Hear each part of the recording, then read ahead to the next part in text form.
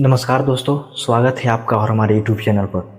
अगर आप 12th board 2026 में एग्ज़ाम देने वाले हैं तो ये वीडियो आपके लिए गोल्ड की तरह है, क्योंकि आज हम इस वीडियो के अंदर बात करने वाले हैं फिजिक्स के मोस्ट इम्पोर्टेंट लॉन्ग क्वेश्चंस, जो कि हर बार एग्ज़ाम में बार बार पूछे जा रहे हैं और 2026 बोर्ड एग्ज़ाम में सबसे ज़्यादा आने की संभावना है। तो आप लोग कॉपी कलम लेकर बैठ जाइएगा और एक एक प्रश्न को नोट कीजिएगा और वीडियो को एंड तक ज़रूर देखें, क्योंकि ये वही सवाल हैं जो आपके एग्ज़ाम में सीधे 20 से 25 नंबर आपको पक्के कर देंगे। तो ठीक है दोस्तों, वीडियो को शुरू करते हैं। दोस्तों, सबसे पहले मैं बात करता हूँ। पहला प्रश्न आपके बीच है, कूलॉम के नियम का विवेचन कीजिए, इसका वेक्टर रूप लिखें और इसकी सीमाएं भी बताना है। ठीक है। और दूसरे प्रश्न की बात करें दोस्तों, तो दूसरा प्रश्न आपके बीच ये रहा, विद्युत क्षेत्र की परिभाषा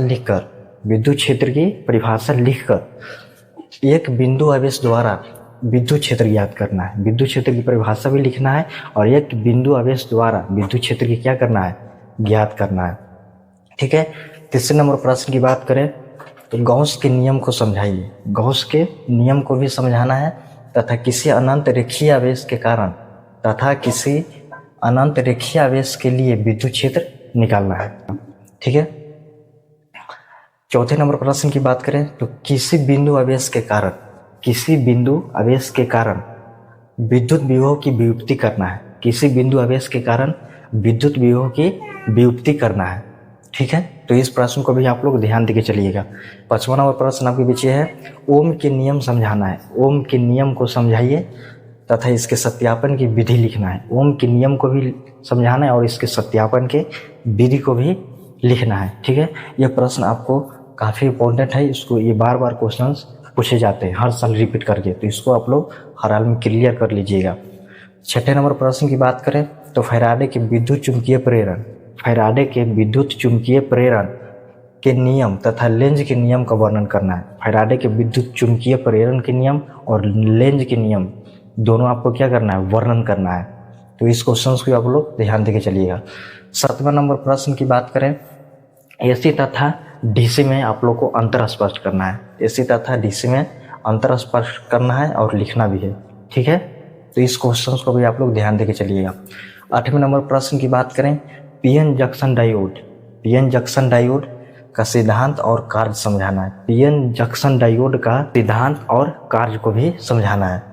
ठीक है। यह भी प्रश्न काफ़ी बार आप लोग को एग्जाम में पूछ चुका है। 9वें नंबर प्रश्न की बात करें, ये आप लोग को VVI प्रश्न वेरी इंपॉर्टेंट है। ये बहुत बार आप लोग को एग्जाम में क्वेश्चन पूछा है। हाइगेंस की द्वितीय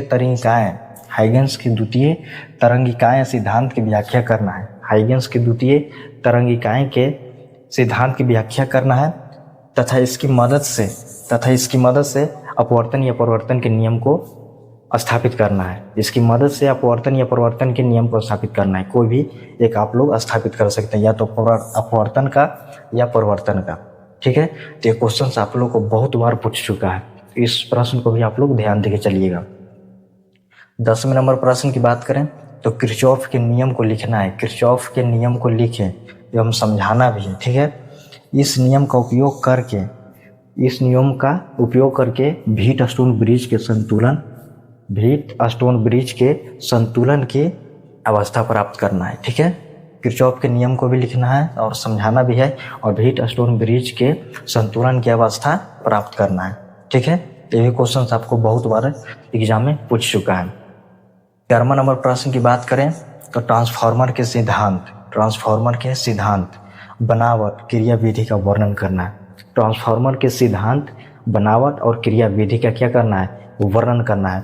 ये क्वेश्चन आपको बहुत बार एग्जाम में पूछ चुका है। ठीक है। ये भी क्वेश्चन आप लोग ध्यान देके चलिएगा, आपके लिए बेहतर होगा। देखिए, आप लोग जितना सारा मैं क्वेश्चन बता रहा हूँ आप लोग एक एक करके कॉपी में नोट कर लीजिएगा, इसको क्लियर कर लीजिएगा। ठीक है। क्योंकि जितने सारे मैं प्रश्न अभी बता रहा हूँ आप लोग को 2026 बोर्ड एग्जाम के लिए बहुत ही महत्वपूर्ण है। ठीक है। 12वें नंबर प्रश्न की बात करें तो विभव मापी द्वारा दो सिलों के विद्युत वाहक बल की तुलना करना है। विभव मापी द्वारा दो सिलों के विद्युत वाहक बल की तुलना करना है। ठीक है। विभव मापी द्वारा, ये भी क्वेश्चन आप लोग को बहुत बार एग्जाम में पूछ चुका है। ठीक है। तो इस प्रश्न को भी आप लोग क्लियर कर लीजिएगा। 13वां नंबर प्रश्न की बात करें, 13वां नंबर देखिए, सूत्र स्थापित करना है। μ2/v म्यू2 बटा भी माइनस म्यू1 बटा यू बराबर म्यू2 माइनस म्यू1 बटा आर को क्या करना है, स्थापित करना है। ठीक है, ये प्रश्न भी आपको बहुत बार एग्जाम में पूछ चुका है, बहुत बार। तो इस प्रश्न को भी आप लोग ध्यान देके चलेगा, आपके लिए बेहतर होगा। अब आपका लास्ट प्रश्न आता है 14वां नंबर, विद्युत फ्लक्स को परिभाषित करें। विद्युत फ्लक्स को क्या करना है, परिभाषित भी करना है और गॉस प्रमेय को लिखना और सिद्ध करना है। इसमें 2 क्वेश्चन है, विद्युत फ्लक्स को परिभाषित भी करना है और गॉस प्रमेय को लिखना भी है और सिद्ध करना भी है। ठीक है, इसमें 2 क्वेश्चन है। यह भी प्रश्न आपको बहुत बार एग्जाम में पूछ चुका है, तो आप लोग इस प्रश्न को भी आप लोग अगर ध्यान देके चलेगा तो आपके लिए बेहतर होगा। 2026 बोर्ड एग्जाम के लिए 2026 बोर्ड एग्जाम के लिए बहुत ही महत्वपूर्ण है। आप लोग को इसे हर हाल में क्लियर करना होगा। अगर क्लियर कर लिए आपको 20 से 25 नंबर एग्जाम में सीधे पक्के कर देंगे। वीडियो अच्छा लगा होगा तो वीडियो को लाइक, शेयर और कमेंट करके ज़रूर बताएं कि कौन कौन फिजिक्स में 80 से 90 प्लस स्कोर लाना चाहते हैं। और अगर चैनल पर नए हैं तो चैनल को सब्सक्राइब भी कर लीजिए और बेल आइकन को दबा लीजिए। ठीक है, अब मिलते हैं अगली वीडियो में। तब तक के लिए all the best for 2026 board exam. धन्यवाद।